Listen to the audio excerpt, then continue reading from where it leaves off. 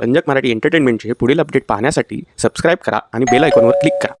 नमस्ते मित्रांनो, मुलगी झाली हो या मालिकेच्या होणाऱ्या आजच्या भागामध्ये आपल्याला असं पाहायला मिळणार आहे की साजिरी सुखरूप घरी आलेली असते. त्यावेळेस विलास पाटील तिला विचारत असतात की तुला काय झालं होतं, तुला कोणी पकडून नेलं होतं, काय झालं तुझ्याबरोबर मला सांग. त्यावेळेस साजिरी म्हणते मला एका साधूने वाचवलं. त्यावेळेस विलास तिला म्हणतो असं कोणी साधू बिधू वाचवत नसतं आणि अंधश्रद्धा आपल्या घरामध्ये थारा घेत नाही, तुला माहिती आहे ना, तू माझ्याशी खोटं का बोलत आहेस. त्यावेळेस साजिरी म्हणते मला आरामाची खूप गरज आहे, मला आराम करायचा आहे. असं म्हणल्यानंतर साजिरीची आई साजिरा म्हणते जा तू आतमध्ये जाऊन आराम कर. आतमध्ये साजिरी तिच्या रूममध्ये येते. तिच्या मागे लगेच शौनकसुद्धा येतो आणि शौनक तिला म्हणतो मला माहिती आहे तू विलास पाटलांबरोबर खोटं बोलली आहेस. का खोटं बोलली आई मला तू सांग, काय सत्य आहे तू मला ते सगळं सांग.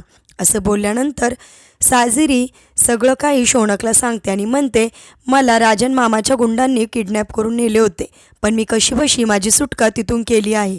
मी त्या गुंडांना प्रेमाचं आमिष दाखवून माझी सुटका करून घेतली आहे आणि मी एका जोगतिनीला रूम खोलायला सांगितली आणि मी कशीबशी पटकन बाहेर आले आणि इथपर्यंत आले.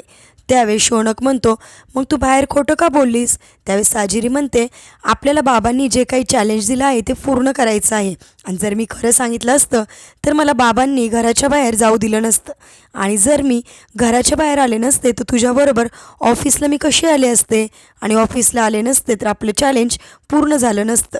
म्हणून चॅलेंज पूर्ण होण्यासाठी मी बाबांना सगळं काही खोटं सांगितलं. तर इकडे जेलमध्ये राजन विचार करत असतो की शौनकने आपली पूर्णपणे प्रॉपर्टी परत मिळवली तर माझं काय होणार आणि खरोखरच शौनकने त्याची प्रॉपर्टी परत नाही मिळवली पाहिजे याचा विचार राजन करत असतो.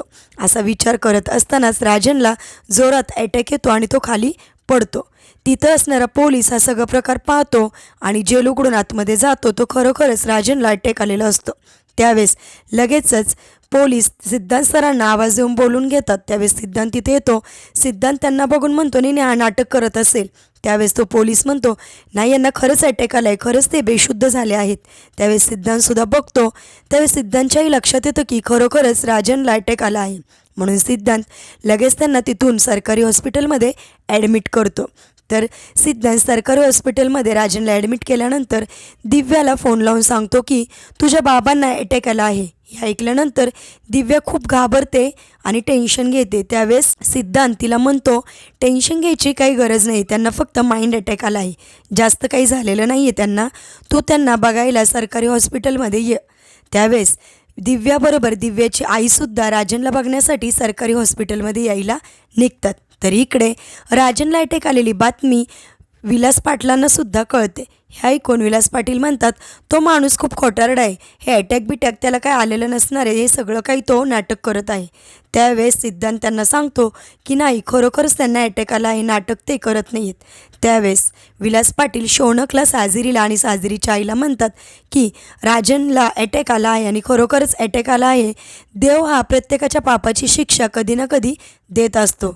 म्हणजे विलास पाटील म्हणत असतात की राजनलासुद्धा आता त्याच्या पापाची शिक्षा मिळायला लागलेली आहे आणि त्यांनी जेवढं काही आपल्याला त्रास दिला आहे त्याच्या बदला त्या अटॅक म्हणजे त्याच्यासाठी काहीच नाही आहे, याच्यापेक्षा मोठी शिक्षा त्याला दिली पाहिजे देवाने, असं राजनबाबत विलास पाटील बोलत असतात. तर इकडे दिव्या आणि दिव्याची आई सरकारी हॉस्पिटलमध्ये आलेले असतात.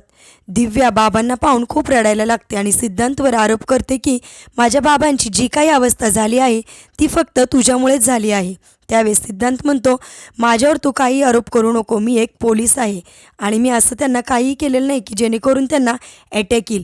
मी उलट मला कळले त्यांना अटॅक आले, लगेच त्यांना हॉस्पिटलमध्ये ॲडमिट केले आहे.